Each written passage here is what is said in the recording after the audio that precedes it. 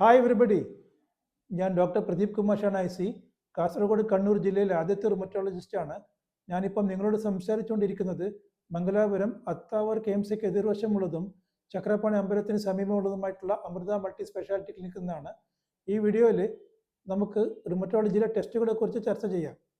റുമറ്റോളജിയിലെ ഒരു ടെസ്റ്റ് ചെയ്യിക്കുമ്പം ആ test positive വരാനുള്ള സാധ്യത എത്രയാണെന്ന് റുമറ്റോളജിസ്റ്റിന് അറിഞ്ഞിരിക്കണം. ആ ടെസ്റ്റ് പോസിറ്റീവായിട്ട് വന്നു കഴിഞ്ഞാൽ പേഷ്യൻറ്റിന് അസുഖം ഉണ്ടാവാനുള്ള സാഹചര്യം എത്രയാണ്, സാധ്യത എത്രയാണെന്ന് റുമറ്റോളജിസ്റ്റിന് അറിഞ്ഞിരിക്കണം. ഉദാഹരണമായിട്ട് നമ്മൾ ചെയ്യിക്കുന്ന റുമറ്റോയിഡ് ഫാക്ടർ എന്ന് പറഞ്ഞ ടെസ്റ്റ് റുമറ്റോയിഡ് ആർത്രൈറ്റിസ് 0 പോസിറ്റീവ് ആണോ 0 നെഗറ്റീവ് ആണോ എന്ന് അറിയാൻ വേണ്ടി ചെയ്യിക്കുന്നതാണ്.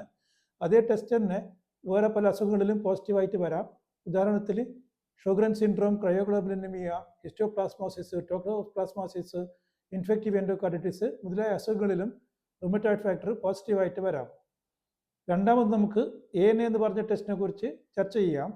ANA എന്ന് പറഞ്ഞ ടെസ്റ്റ് നമ്മൾ ഉപയോഗിക്കുന്നത് കൊളാജൻ വാസ്കുലർ ഡിസീസ് ഉണ്ടോ ഇല്ലയോ എന്ന് അറിയാൻ വേണ്ടിയിട്ടാണ്.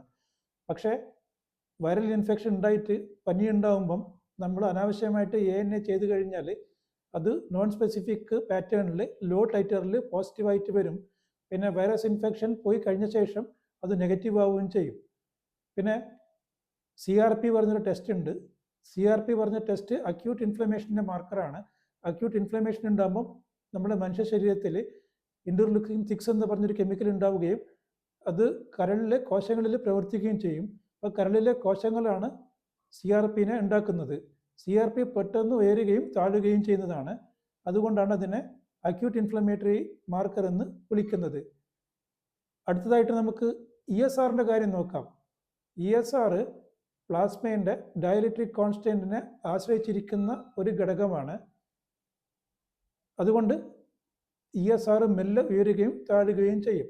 അതുകൊണ്ടാണ് അതിനെ ക്രോണിക് ഇൻഫ്ലമേറ്ററി മാർക്കർ എന്ന് വിളിക്കുന്നത്. അടുത്തതായിട്ട് നമുക്ക് ASO എന്ന് പറഞ്ഞ ടെസ്റ്റിനെ കുറിച്ച് ചർച്ച ചെയ്യാം. ASO ചെയ്യിക്കണമെങ്കിൽ റുമാറ്റിക് ഫീവറിൻ്റെ ഡയഗ്നോസ്റ്റിക് ക്രൈറ്റീരിയ ആയിട്ടുള്ള ബെക്കിറ്റ്സ് ജോൺസ് ക്രൈറ്റീരിയ ഫുൾഫിൽ ചെയ്യാനുള്ള സാധ്യത വളരെയധികം ഉണ്ടെങ്കിൽ മാത്രമേ ASO ചെയ്യിക്കാൻ പാടുള്ളൂ. കാരണം അനാംനെസ്റ്റിക് ഇമ്മ്യൂൺ റെസ്പോൺസ് എന്ന് പറയും. അതായത് പല ഓട്ടോ ഇമ്മ്യൂൺ ഡിസീസിലും അനാംനെസ്റ്റിക് ഇമ്മ്യൂൺ റെസ്പോൺസ് കാരണം ASO ടൈറ്റർ കൂടിയിരിക്കാനുള്ള സാധ്യതയുണ്ട്.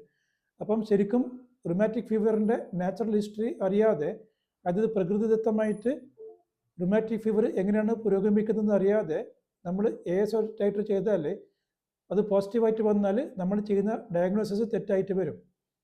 പിന്നെ പറയാനുള്ളത് യൂറിക് ആസിഡിനെ കുറിച്ചിട്ടാണ്. ഗൗട്ടിൻ്റെ അക്യൂട്ട് അറ്റാക്ക് ഉണ്ടാകുമ്പം രക്തത്തിൽ നിന്ന് യൂറിക് ആസിഡ് ജോയിൻറ്റിലോട്ട് പോകും. അപ്പം ബ്ലഡിൽ യൂറിക് ആസിഡ് നോക്കുമ്പം അത് കുറഞ്ഞിരിക്കും. അതുകൊണ്ടാണ് യൂറിക് ആസിഡിനെ അക്യൂട്ട് നെഗറ്റീവ് ഫേസ് റിയാക്റ്റൻ്റ് എന്ന് വിളിക്കുന്നത്. അതാണ് റുമറ്റോളജിൻ്റെ ടെസ്റ്റിനെ കുറിച്ച് എനിക്ക് പറയാനുള്ളത്.